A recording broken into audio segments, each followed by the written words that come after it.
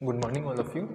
मैं राफत और हम पढ़ रहे थे बेसिक थर्ड क्वांटम मैकेनिक्स और इसमें हमारी यूनिट थी second Schrodinger differential equation Schrodinger अवकल समीकरण। इसके अंतर्गत हम स्थितिज ऊर्जा वक्र से रिलेटेड जो समस्याएं थी हम उनका अध्ययन कर रहे थे। हमने एक कण एक विमीय त्रिविमीय और विभव सी डी का अध्ययन हम कर चुके थे। हमारा जो टॉपिक चल रहा था वो था आयताकार विभव रोधिका हम पढ़ रहे थे। ठीक है, आयताकार विभव रोधिका या प्राचीर।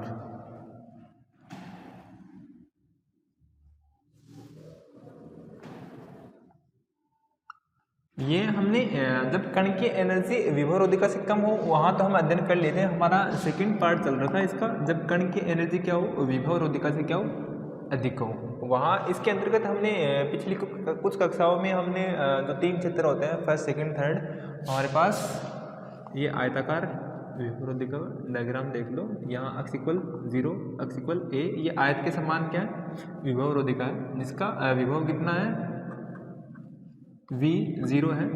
ठीक है, विभव कितना है v0 है। और ये कौन सा क्षेत्र था हमारा फर्स्ट, ये सेकंड क्षेत्र, ये थर्ड क्षेत्र। इसके लिए तरंग फलन साई फर्स्ट, इसके लिए साई सेकंड और इसके लिए साई थर्ड। और यहाँ पर अक्ष की वैल्यू क्या है 0 से कम, 0 से कम। यहाँ पर अक्ष की वैल्यू वो क्या है 0 और a के बीच में, 0 और a के बीच में 0 से ज़्यादा और a से छोटी। और ये तीसरा क्षेत्र है वो क्या है अक्ष की वैल्यू वहाँ पे क्या है a से बड़ी है। हमने इन तीनों के लिए तरंग फलन का मान भी हमने फाइंड कर लिया था। हमारे पास जो पहले क्षेत्र के लिए जो तरंग फलन आई थी साई फर्स्ट, उसकी इक्वेशन आई थी साई फर्स्ट बराबर आया था a एक्सपोनेंशियल आयटा के x plus b exponential minus का आयटा के एक्स। फिर हमने साई सेकंड निकाला था। साई सेकंड हमारे पास साई सेकंड की समीकरण हमने निकाली थी, वो हमारे पास हमने साई सेकंड की निकाली थी, पहले साई थर्ड की। साई सेकंड की जो इक्वेशन निकाली थी वो हमारे पास आई थी c exponential eta k1 x plus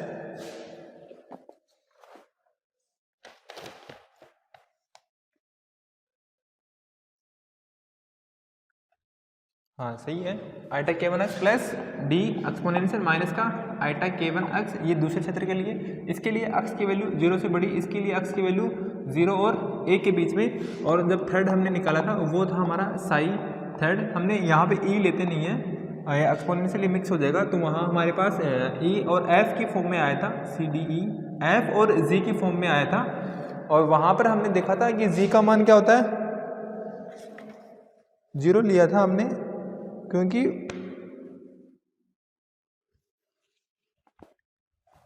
e exponential eta के x plus f exponential minus का आयटा के एक्स। और ये किसके लिए x जब 0 a से क्या हो बड़ा हो। ये तीन केसेस हमने पढ़े थे। उसके बाद हमने प्रथम परिसीमा प्रतिबंध लगाया था। हमने ये बताया था कि कण जब यहाँ से क्या हो रहा है पारगमित हो रहा है तो उसके बाद वहाँ उसका परावर्तन संभव नहीं है। तो हमने वहाँ पे क्या देखा था f का मान हमारे पास क्या था 0 आया था। हमने f को क्या लिख दिया था 0, क्योंकि दोबारा पारगमन परावर्तन संभव नहीं है आगे, क्योंकि हमारे पास कोई और विभव रोधिका नहीं है। फिर हमने इन समीकरणों को विभिन्न परिसीमाओं पर हमने लागू करके अध्ययन किया था। हमारे पास कुछ इक्वेशंस आई थी, जैसे कि हमारे पास हमने प्रथम परिसीमा प्रतिबंध लगाया था अक्ष इक्वल 0 अक्ष इक्वल a, 2 परिसीमा प्रतिबंध लगाए थे। हमारे पास उनसे कुछ इक्वेशन आई थी और वो इक्वेशन कुछ इस प्रकार है। जो a की इक्वेशन आई थी वो ये थी हमारे पास 2a बराबर c 1 plus k1 upon k plus d 1 minus k1 upon k।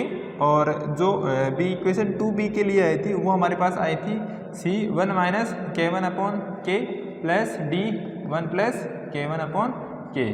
इन समीकरणों को हमने जब सोल्व किया था x इक्वल 0 और a पर हमने देखा था, तो वहाँ पर उन दोनों के समीकरण से हमने जो सॉल्यूशन किया हमारे पास ये इक्वेशन आई थी 2a और 2b फॉर्म में। फिर हमने इस इक्वेशन को सोल्व किया था, हमने b में a का डिवाइड किया था, तो हमारे पास फाइनली जो b अपॉन a की इक्वेशन आई थी वो हमारे पास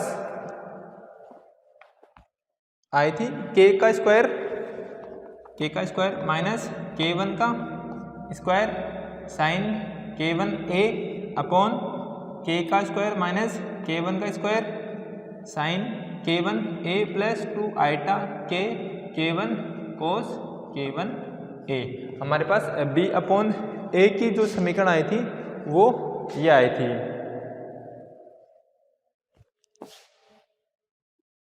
ठीक है, फिर हमने दूसरा परिसीमा प्रतिबंध x इक्वल a लगाया था। जब हमने x इक्वल a पर लगाया था तो हमने साई सेकेंड और साई थर्ड के लिए लगाया था। वहाँ पर हमारे पास जो इक्वेशन आई थी उन इक्वेशन से हमने एक सॉल्यूशन निकाला था,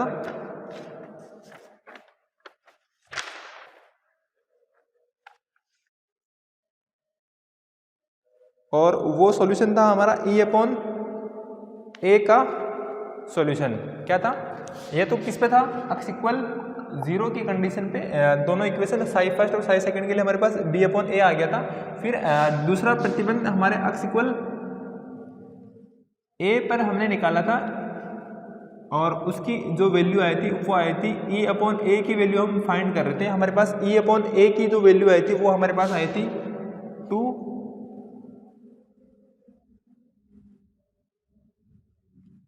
iota k k1 exponential iota k a upon k का स्क्वायर प्लस k1 का square sine k1 a plus 2 iota k k1 cos k1 a। हमने दो वैल्यूज हमने फाइंड करनी थी, b अपॉन a और b अपॉन a और e upon a। दोनों वैल्यू हमें कहाँ काम आएगी? जब हम प्रायिकता धारा घनत्व का मान हम फाइंड करेंगे तब हमें वहाँ पर इन दोनों समीकरणों की पड़ेगी जरूरत पड़ेगी। हमने इनकी वैल्यू निकालने के बाद अब हमें जो करना है वो है हमें प्रायिकता धारा घनत्व के मान निकालने हैं। किसके निकालने हैं? प्रायिकता धारा घनत्व के मान निकालने हैं। और सबसे पहले हम आपतित प्रायिकता धारा घनत्व का मान निकालेंगे, फिर परावर्तित, फिर पारगमित। हमारे पास आपतित तरंग फलन कौन सा है? ये a exponential iota K x, परावर्तित तरंग फलन b एक्सपोनेंशियल माइनस का आइटा के एक्स, और जो पारगमित तरंग फलन था वो हमारे पास क्या था? e exponential iota K x. हमने इन तीनों के लिए क्या निकालना है? प्रायिकता धारा घनत्व का मान निकालना है। तो हेडिंग लगाइए आपतित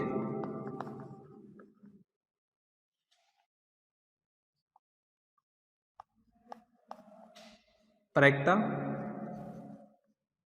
धारा घनत्व है।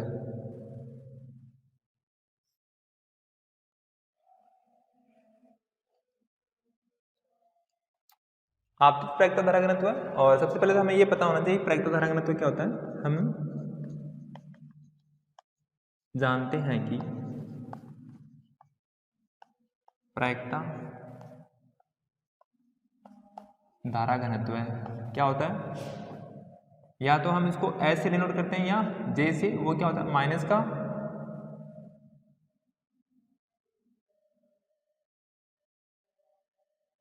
h कट का square upon 2m psi star del Sai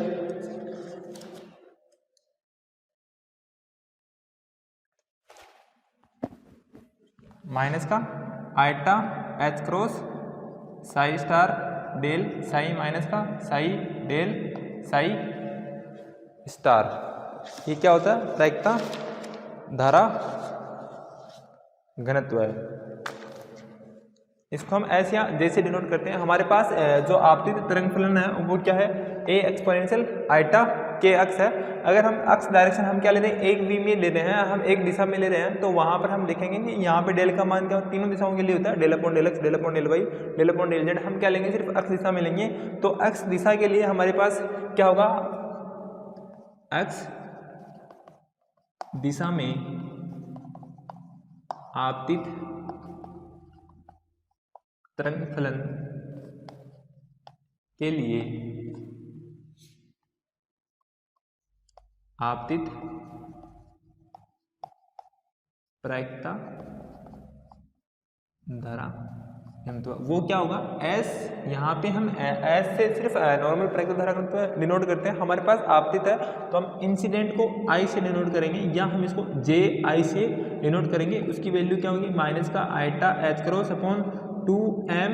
हमारे पास यहाँ पे तरंग फलन कौन सा आ गया हमारे पास इंसिडेंट आपतित तरंग फलन, तो साई इंसिडेंट का स्टार संयुग्मी, और डेल की जगह हम क्या लिखेंगे सिर्फ एक्स डायरेक्शन ले रहे हैं तो डेल अपॉन डेल एक्स और साई, माइनस का psi del upon del X psi incident का संयुग्मी का अवकलन। ये हमारे पास क्या आ गया, ये आपतित प्रायिकता धारा घनत्व के लिए। और आपतित तरंग फलन कौन सा है we know that psi incident क्या है हमारे पास A exponential iota K X, क्या है A exponential iota K X, और इसका संयुग्मी निकालेंगे वो क्या होगा ए का संयुग्मी A star exponential iota K X, iota का संयुग्मी क्या होता है माइनस, तो A star exponential minus iota K X क्या होगा इसका संयुग्मी होगा, वैल्यूज रखेंगे हमारे पास सॉल्यूशन आ जाएगा। तो एस आई कहता है या जे आई बराबर क्या होगा माइनस का iota H cross upon 2m।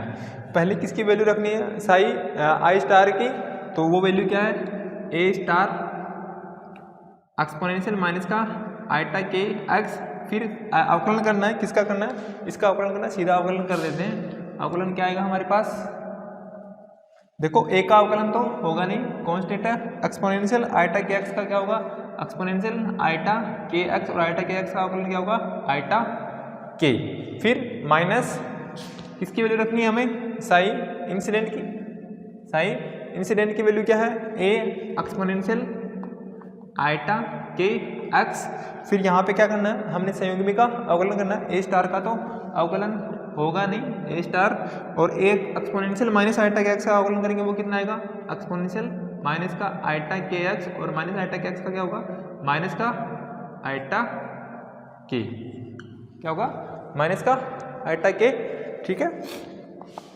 Minus का आइटा एच क्रॉस 2m। यहाँ पे देखो ए और ए स्टार एक्सपोनेंशियल, और ये पॉजिटिव और ये नेगेटिव एक्सपोनेंशियल जीरो, साथ में क्या है आइटा के, ये माइनस और ये माइनस प्लस, ए और ए स्टार एक्सपोनेंशियल जीरो, एक प्लस की एक नेगेटिव है, एक प्लस है एक माइनस है, और साथ में क्या है आइटा के, और ए स्टार क्या होता है माइनस का iota H cross upon 2m। A star क्या होगा ए और ए स्टार मोड ए का स्क्वायर एक्सपोनेंशियल जीरो की value 1 iota K plus mod A का स्क्वायर आइटा के, दो हो गई, इसकी वैल्यू क्या होगी माइनस का iota H cross upon 2m into 2 mod A का स्क्वायर आइटा के, 2 से 2 कट गया, और ये माइनस आइटा से आइटा मल्टीप्लाई करेंगे आइटा स्क्वायर एच कट के मोड ए का स्क्वायर अपॉन 2m, ये किसकी वैल्यू आ रही है आपतित प्रायिकता धारा घनत्व की, और आइटा स्क्वायर की वैल्यू कितनी होती है माइनस का 1 और minus minus plus H cut, sorry 2 से तो 2 कट गया ना, इस 2 से ये 2 कट गया, एच कट के अपॉन m मोड ए का स्क्वायर, और जो एच कट के अपॉन m है वो क्या होता है हमें पता है कि p बराबर समय क्या होता है p बराबर एम वी, और इसके बराबर क्या होता है एच कट के, यहाँ से v की वैल्यू निकालेंगे वो क्या होती है एच कट के अपॉन m, हमें किसकी वैल्यू चाहिए थी एच कट के अपॉन m की वैल्यू वो क्या होती है v होती है, हमारे पास जो फाइनली एस आई की जो वैल्यू आएगी वो क्या आएगी मोड ए का स्क्वायर v, जो आपतित प्रायिकता धारा घनत्व क्या होता है ये होता है एस आई बराबर मोड ए का स्क्वायर v। हमने आपतित प्रायिकता धारा घनत्व निकाल लिया, फिर हमारे पास तरंग फलन कौन सा है परावर्तित तरंग फलन, इसके लिए हम क्या निकालेंगे परावर्तित प्रायिकता धारा घनत्व का मान निकालेंगे।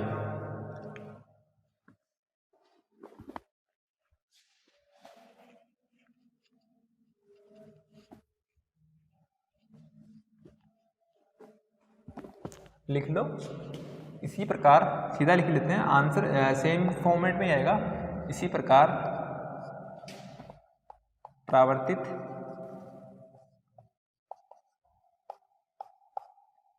प्रायिकता धारा घनत्व है, उसको हम किससे डिनोट करेंगे, आस एस रिफ्लेक्टेड परावर्तित से, और जे रिफ्लेक्टेड वहाँ पे जो वैल्यू आएगी वो आएगा माइनस का आएगा साथ में, क्योंकि यहाँ पे देखना जो तरंग फलन है हमारा माइनस आइटा के एक्स है, तो उसके लिए हमने इस सॉल्यूशन तो बहुत बार ही किया है, बहुत पहले भी हमने किया परावर्तन के लिए, तो वहाँ पर भी हमारे पास क्या था माइनस का, और साथ में यहाँ पर मोड ए स्क्वायर नहीं आएगा, मोड बी स्क्वायर आएगा, क्योंकि हमारे पास यहाँ पे आयाम क्या इस तरंग का बी है, तो माइनस का मोड बी स्क्वायर साथ में क्या आएगा वी, और पारगमन के लिए क्या आएगा, पारगमित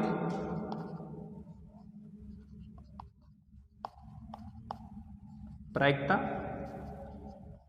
धारा घनत्व है, और पारगमित के लिए हमारे पास तरंग फलन कौन सा है, साई थ्रेड है, तो इसके लिए एस ट्रांसमिटेड या जे ट्रांसमिटेड पारगमित तरंग फलन के लिए, और वहाँ पे देखो हमारे पास ई आयाम है इसका, तो मोड ई का स्क्वायर, साथ में देखो ये एक्सपोनेंशियल प्लस का है, एक्सपोनेंशियल प्लस का आइटा के एक्स है, ये प्लस में आएगा और ये वी। हमारे पास तीनों के लिए क्या आ गए, प्रायिकता धारा घनत्व के मान आ गए। प्रायिकता धारा घनत्व के मान आने के बाद हम किसकी वैल्यू निकालते हैं, हम वैल्यू निकालते हैं गुणांकों की, किसकी वैल्यू निकालते हैं, फैक्टर की वैल्यू निकालते हैं, जैसे कोफिशिएंट की वैल्यू निकालते हैं। सबसे पहले हम परावर्तन गुणांक निकालेंगे, परावर्तन कोफिशिएंट निकालेंगे, वो क्या होगा, वो क्या होता है आपतित प्रायिकता धारा घनत्व और परावर्तित प्रायिकता धारा घनत्व, इन दोनों का अनुपात क्या कहलाता है, परावर्तन गुणांक कहलाएगा, नहीं सॉरी परावर्तित प्रायिकता धारा घनत्व और आपतित प्रायिकता धारा घनत्व दोनों का अनुपात क्या कहलाएगा, परावर्तन गुणांक कहलाएगा। इसके बाद एक और पढ़ते गुणांक वो होता है पारगमन गुणांक, वो क्या होता है, पारगमित प्रायिकता धारा घनत्व और आपतित प्रायिकता धारा घनत्व दोनों का अनुपात क्या कहलाता है, पारगमन गुणांक कहलाता है। हमारे पास तीन इक्वेशन आ गई है, तीनों के मान एक बार इंसिडेंट के लिए एस आई की वैल्यू क्या है, मोड ए स्क्वायर वी, और रिफ्लेक्टेड के लिए माइनस का मोड बी स्क्वायर वी, और ट्रांसमिटेड के लिए हमारे पास मोड ई स्क्वायर वी, तीनों के लिए हमारे पास प्रायिकता धारा घनत्व है। अब हम मान फाइंड करेंगे परावर्तन गुणांक और पारगमन गुणांक के।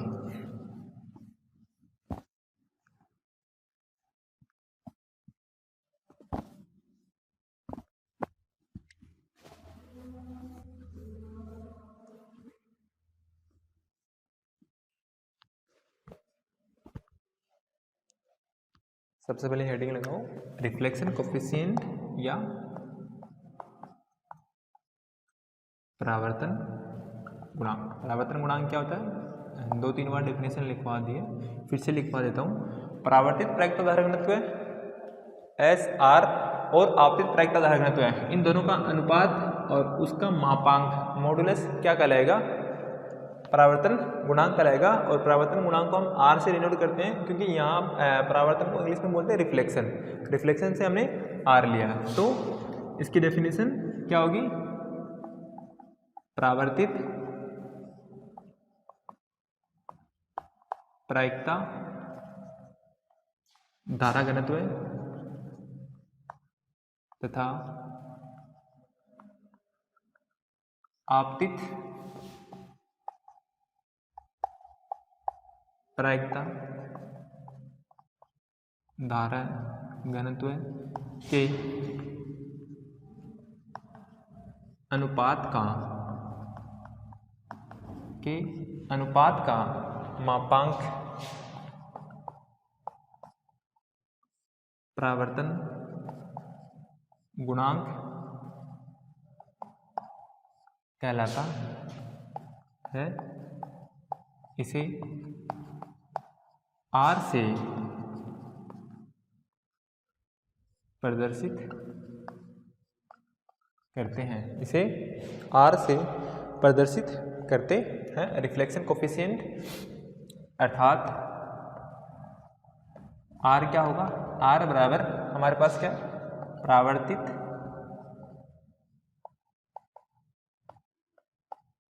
प्रायिकता धारा घनत्व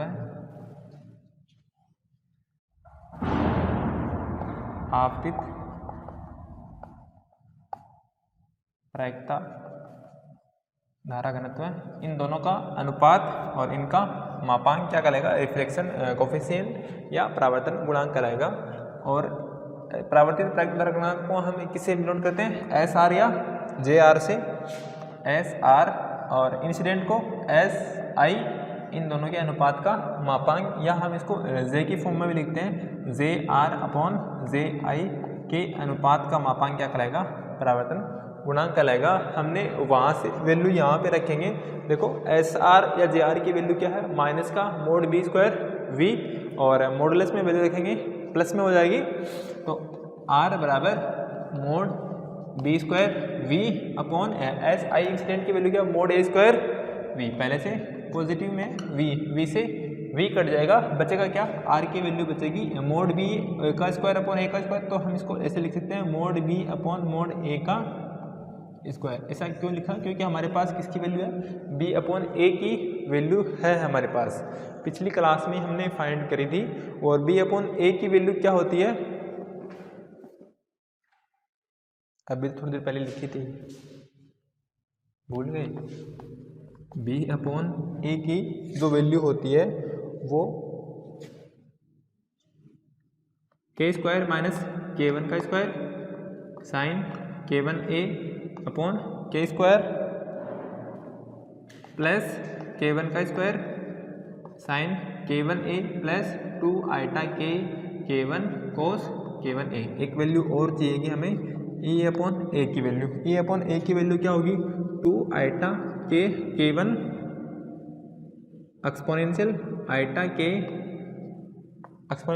के ए माइनस का अपॉन के का स्क्वायर प्लस के वन का स्क्वायर साइन के वन ए प्लस 2 आइटा के वन कोस के वन ए।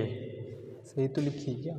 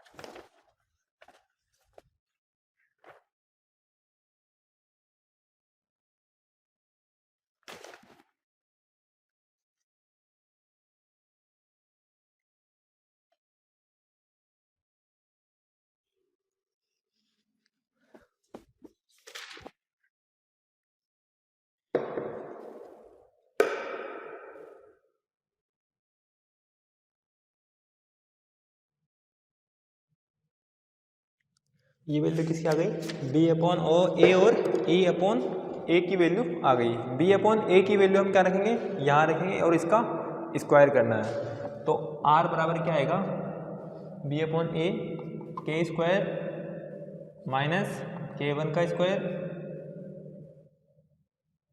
साइन के वन ए अपॉन के स्क्वायर प्लस के वन का स्क्वायर साइन के वन ए प्लस 2 आइटा के वन कोस के वन ए। इसका हमें क्या करना है,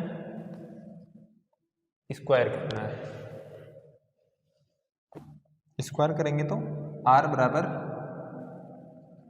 बराबर क्या होगा, ऊपर वाले का स्क्वायर के का स्क्वायर माइनस के वन का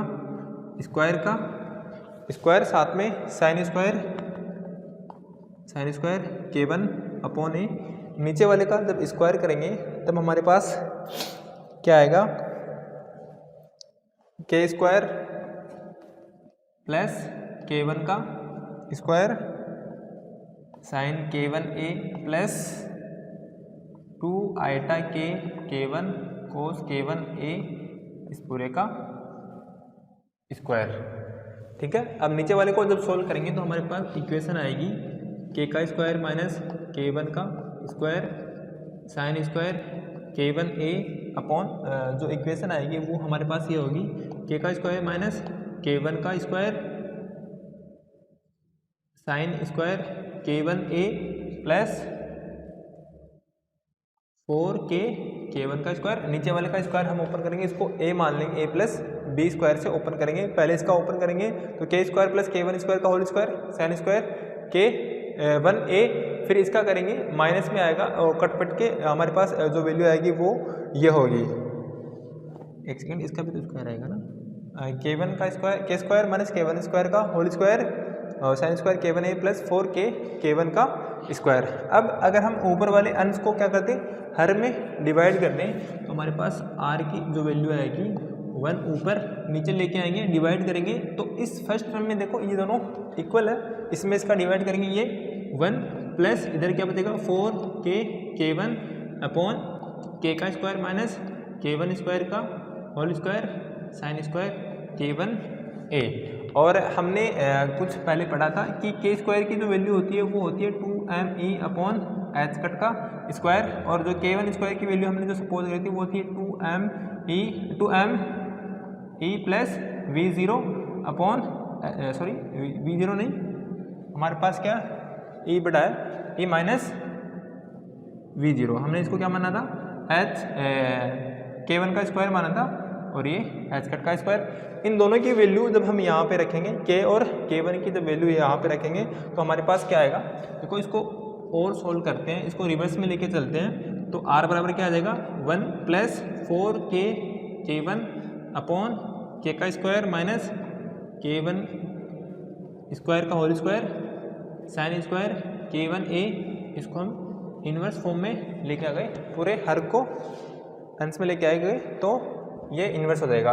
यहाँ से r की वैल्यू क्या आएगी, देखो यहाँ पर हम k और k1 का जब मान रखेंगे, यहाँ से k1 का मान क्या आएगा √2me अपॉन एच कट का स्क्वायर, और k1 का जब मान रखेंगे k एवं k1 का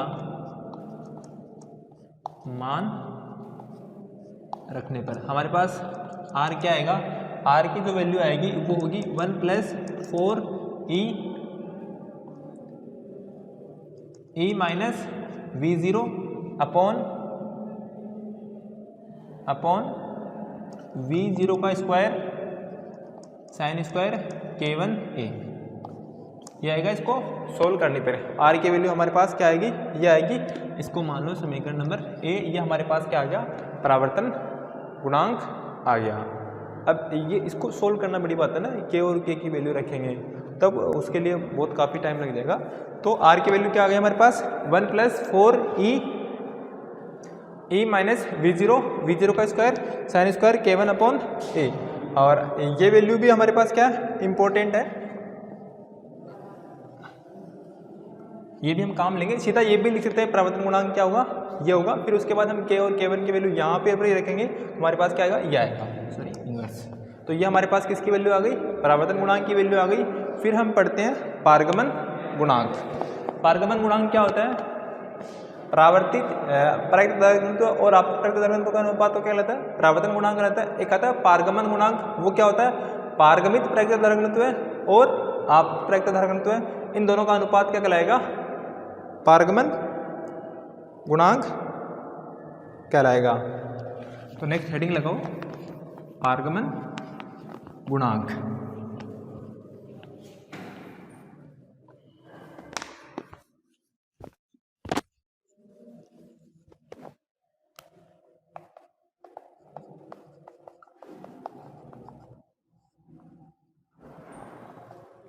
पारगमन गुणांक, पारगमन गुणांक क्या होता है, परावर्तक तरंगत्व, पारगमित परागिकता धारा घनत्व तथा आपतित परागिकता धारा घनत्व के अनुपात का मापांक